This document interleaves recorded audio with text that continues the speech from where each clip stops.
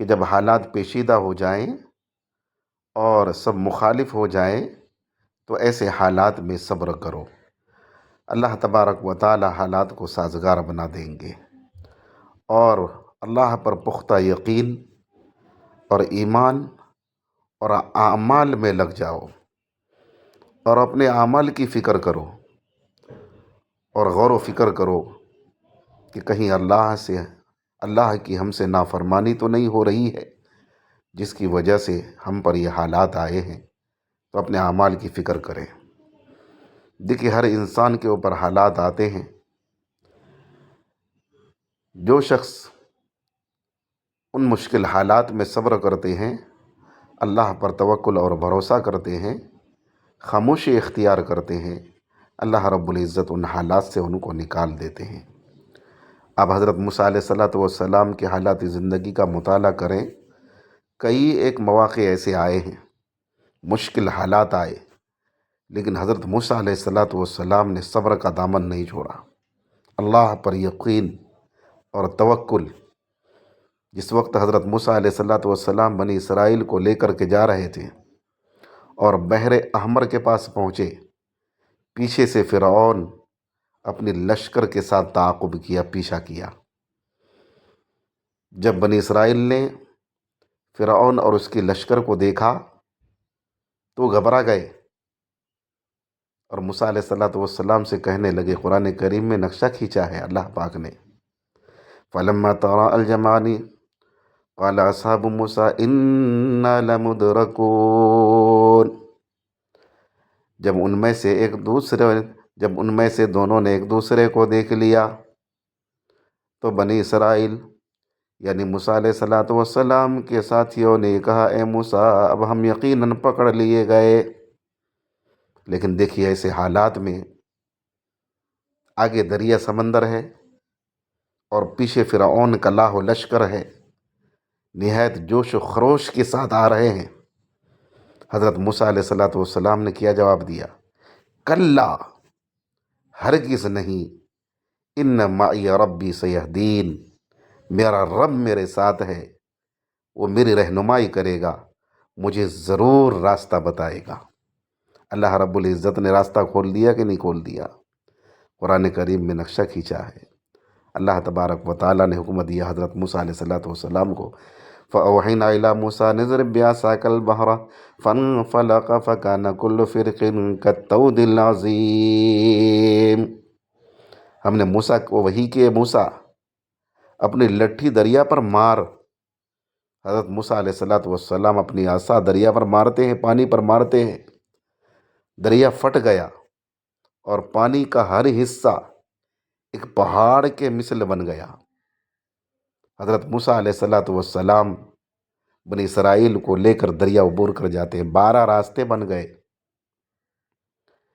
اور قرآن کریم نے نقشہ کھینچا ہے، پھر اس کی جگہ پر دوسرے کو لا کر اللہ نے کھڑا کر دیا، وَأَزْلَفْنَا ثَمَّ الْآخَرِينَ، اور ہم نے اس کی جگہ پر دوسرے کو لا کر کھڑا کر دیا۔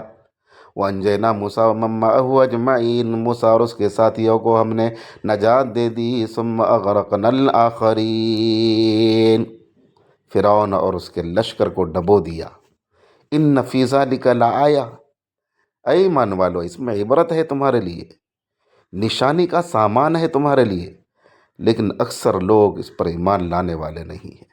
تو دیکھیے کیسے حالات تھے، مشکل حالات۔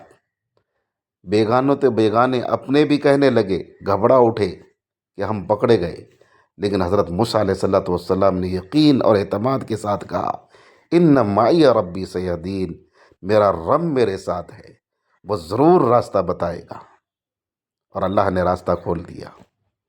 اس لیے بعض اوقات سب کچھ جانتے ہوئے بھی منہ بند رکھنا حکمت میں شمار ہوتا ہے۔ جب حالات آپ کے مخالف ہوں، سب کے سب مخالف ہو جائیں، تو اس وقت خاموشی اختیار کریں، اللہ رب العزت حالات سازگار کر دے گا۔ دیکھیے، ایک بادشاہ نے 3 بے گناہ کو موت کی سزا سنا دی۔ اب ان تینوں کو موت کے گھاٹ پر لایا گیا۔ موت کے گھاٹ پر ایک بڑا تختہ تھا اور اس تختے پر پتھر کے ساتھ بندھا ہوا ایک مضبوط بڑا مینارہ تھا، اور ایک دوسرے مینارے پر جو ہے ایک مضبوط رسی کے ساتھ پتھر بندھا ہوا تھا۔ جب ایک طرف کی رسی کھول کر زور سے کھینچتا تو دوسرے طرف کا پتھر نیچے گرتا آ کر کے، اور اس پتھر کے نیچے جو بھی آ جائے اس کو کچل کر رکھ دیتا۔ ان تینوں آدمیوں کو اس پتھر کی عین گرنے کے مقام پر لے کر کے کھڑا کیا گیا۔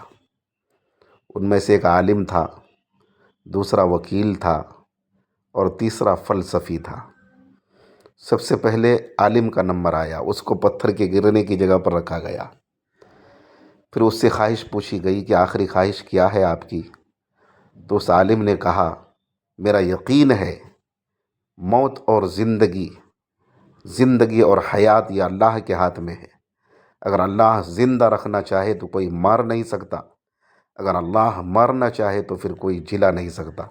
بس میں اتنا کہنا چاہتا ہوں، اس کے بعد اور کچھ نہیں کہنا چاہتا۔ اس کے بعد ایک طرف کی رسی کھول کر کے زور سے کھینچ کر چھوڑا گیا تو پتھر زور سے گرا، لیکن اس عالم کے سر پر آ کر کے رک گیا، اٹک گیا۔ پھانسی دینے والے حیران ہو گئے کہ اس کے اللہ رب العزت پر پختہ یقین نے اس کی جان بچا لی، اس کو آزاد کر دیا۔ دوسرے نمبر پر پھر اس وکیل کو لایا گیا پتھر کے گرنے کی جگہ پر۔ پھر اس سے پوچھا گیا کہ آپ کی کوئی خواہش ہے، آخری خواہش؟ تو اس وکیل نے یہ کہا، میرا یقین ہے کہ انصاف کی ہمیشہ جیت ہوتی ہے، آج بھی انصاف ہوگا اور اس کی جیت ہوگی۔ چنانچہ ویسے ہی پھر رسی کو کھول کر زور سے کھینچ کر چھوڑا گیا، پتھر زور سے نیچے گرا اور اس وکیل کے سر پر آ کر کے رک گیا۔ پھانسی دینے والے حیران ہو گئے کہ انصاف پر یقین نے اس کی جان بچا لی۔ تیسرے نمبر پر فلسفی کو کھڑا کیا گیا اور اس فلسفی سے پوچھا گیا، آپ کی آخری خواہش کیا ہے؟ تو اس فلسفی نے یہ کہا کہ دراصل اس عالم کو نہ تو اللہ پر پورا یقین، پختہ یقین نے اس کی جان بچائی ہے، اور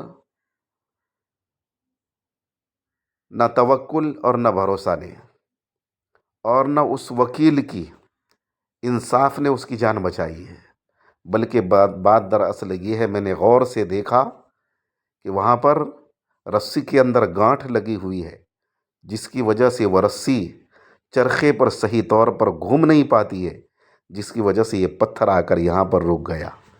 چنانچہ پھانسی دینے والے لوگ غور سے جب دیکھا انہوں نے تو واقعی وہاں گانٹھ لگی ہوئی تھی، اس گانٹھ کو کھولا گیا۔ اب جو پھر اس فلسفی کو اس پتھر کے گرنے کی جگہ پر کھڑا کر کے اور اس رسی کو کھول کر زور سے کھینچ کر چھوڑا گیا تو پتھر زور سے نیچے گرا اور اس فلسفی کے سر کو کچل دیا۔ اسی وجہ سے کہتے ہیں کہ بعض اوقات سب کچھ جاننے کے باوجود منہ بند رکھنا حکمت میں شمار ہوتا ہے۔ تو آپ کے حالات، آپ کے اوپر حالات آئیں گے، آپ اگرچہ حق پر ہوں، بعض مرتبہ سب کے سب مخالف ہو جائیں گے۔ ایسے حالات میں آپ کو خاموش رہنا ہے، اللہ تبارک و تعالی راستہ نکال دے گا۔ اللہ اس واقعے سے ہم سب کو عبرت حاصل کرنے کی توفیق عنایت فرمائے۔